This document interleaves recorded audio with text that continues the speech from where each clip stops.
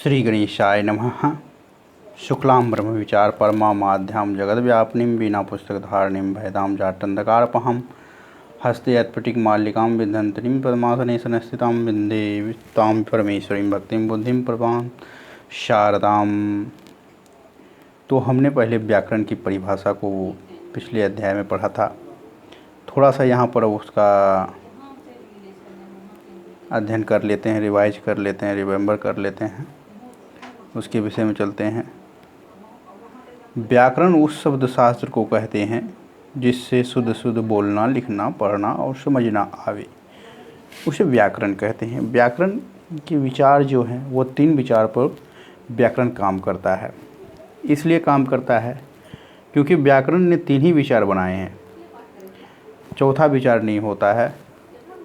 वर्ण विचार, शब्द विचार, वाक्य विचार। वर्ण विचार पे हम चलते हैं।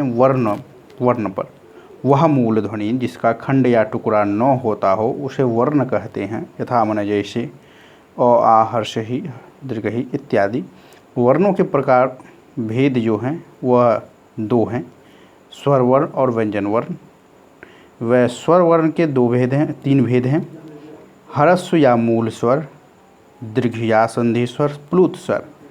व्यंजन के चार भेद हैं, स्पर्श वर्ण, अस्तस्थ वर्ण, ऊष्म वर्ण और संयुक्त वर्ण।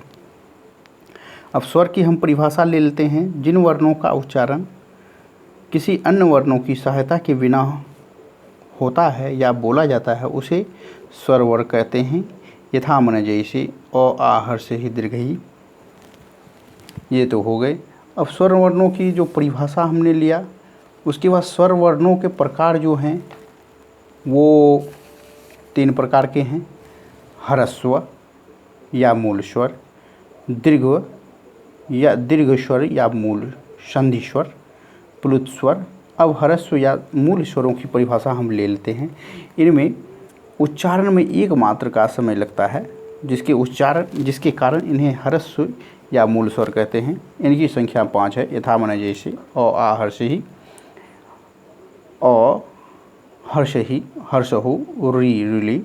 दीर्घ स्वर, संधि स्वर दो मूल स्वरों के योग से जो स्वर बनते हैं उन्हें दीर्घ या संधि स्वर कहते हैं। यथा मन जैसे अ प्लस अ यानी अ जमा अ, आ होता है। हर्ष ही जमा हर्ष ही, दीर्घ ही होता है। हर्षहु जमा हर्षहु, दीर्घ होता है। री जमा री होता है इत्यादि। इनकी संख्या 8 है। अब प्लुप्त स्वर की परिभाषा हम ले लेते हैं। प्लुप्त स्वर भी होता है तो इसकी कोई परिभाषा नहीं होती है। तब पर भी जिसमें प्लुप्त स्वर दिखाना होता है उसके सामने 3 लिख देते हैं। इनमें 3 मात्राएं होती है। इनका प्रयोग वैदिक ऋचाओं या संगीतों, संबोधन या चिल्लाहट में इसका प्रयोग होता है। जैसे हे राम अत्र आगच्छ, राम में हम 3 लगा देंगे तो वो भी सहेगा। भो कृष्ण 3 लगा करके, और अत्र आगच्छ तो इससे भी होगा। वैदिक में भी हम ऋचाओं में देखते हैं कि 3 लगाया जाता है, तो फिर आप उसको दोहराइए। ये सब होता है।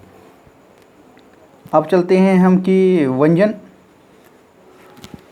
प्लुत स्वर हो गए थे। अब हमारा जो तीसरा वीडियो है उसमें हम व्यंजनों की परिभाषा को आज लेते हैं। आज मेरा यही उद्देश्य है कि किसी तरह जो है इस सब्जेक्ट को कवर करना है। अब व्यंजन की परिभाषा हम लेते हैं। जिन वर्णों का उच्चारण स्वर वर्णों की सहायता से होता है या बोला जाता है उसे व्यंजन वर्ण कहते हैं। इनकी संख्या 33 है। इनकी संख्या कितनी है? 33 है। तथा संयुक्त वर्णों को मिलाकर इनकी संख्या 36 हो जाती है। संयुक्त वर्णों की गिनती नहीं की जाती है, इसलिए व्यंजन वर्णों की संख्या 33 ही है। यथा मन जैसे क में अ की मात्रा है, क अ तब क बनता है, ख अ ख बनता है, ग अ गम बनता है इत्यादि। व्यंजन वर्णों के प्रकार जो है भेद हैं वो 4 प्रकार हैं। स्पर्श वर्ण, अस्तस्थ वर्ण, ऊष्म वर्ण, संयुक्त वर्ण। अब हम इसमें ज़रा देखते हैं, आगे हम वीडियो करते हैं, देखिएगा। ये देखिए, है ना, ये देखिए, ये यहाँ पर लेते हैं स्पर्श वर्ण, अंतस्थ वर्ण, ऊष्म वर्ण, संयुक्त वर्ण। स्पर्श वर्ण क से लेकर के म तक सभी वर्णों को स्पर्श वर्ण कहते हैं। इसमें वागेंद्रियों को स्पर्श किया जाता है। कादयो माँ वशानाम स्पर्शः, ये सूत्र है उसका। अंतस्थ वर्ण यर अलावा व को अंतस्थ वर्ण कहते हैं। यर अलावा व को अंतस्थ वर्ण कहते हैं। देखिए यहाँ पर देखिए जा रहा है ना, अंतस्थ वर्ण कहते हैं। यर अलावा को अंतस्थ वर्ण कहते हैं। यर अलावा अंतस्था। उष्ण वर्ण में तालव्य स्व मूर्धन्य स्व दंत स्व ह को उष्ण वर्ण कहते हैं। शह शहा उष्मानः। संयुक्त वर्ण में हम ले लेते हैं अक्षत्रज्ञों को संयुक्त वर्ण कहते हैं। नोट में आप देखिएगा कि व्यंजन को अर्धमात्रिक, व्यंजन वर्ण में अर्धमात्रिक होते हैं यथा मन जैसे। अब देखते हैं, हम चलते हैं अर्धमात्रिक कैसे होते हैं कि क प्लस अ, क प्लस अ, यहाँ पर हम लिखते हैं क प्लस अ, ये और ये क, यहाँ पर अर्धमात्रिक होते हैं। ठीक है, ऐसे ही किया जाता है। अब चलते हैं जरा सूत्र इसका क्या कहता है। एक मात्रो भवेत् ह्रस्वः, द्विमात्रो दीर्घः उच्यते, त्रिमात्रस्य लुप्तो ज्ञेयो व्यंजनम चा अर्थमात्रकम। यानी कि हम कह सकते हैं एक मात्रा का जो होता है वह ह्रस्व स्वर होता है, द्विमात्रा का स्वर को दीर्घ होता है, और त्रिमात्रा स्वलुप्त है। जहाँ पर हम तीन लगाते हैं वहाँ त्रिमात्रा से होता है। ज्ञेयो व्यंजनम च अर्ध मात्रकम, व्यंजन में जो है अर्धमात्रकम होता है, अर्धमात्रकम होता है।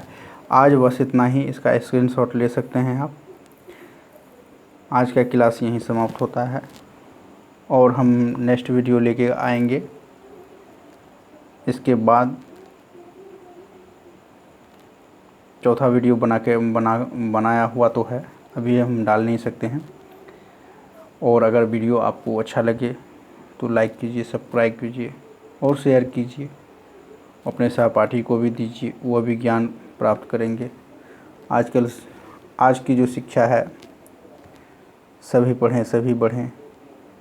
वीडियो देखने के लिए धन्यवाद।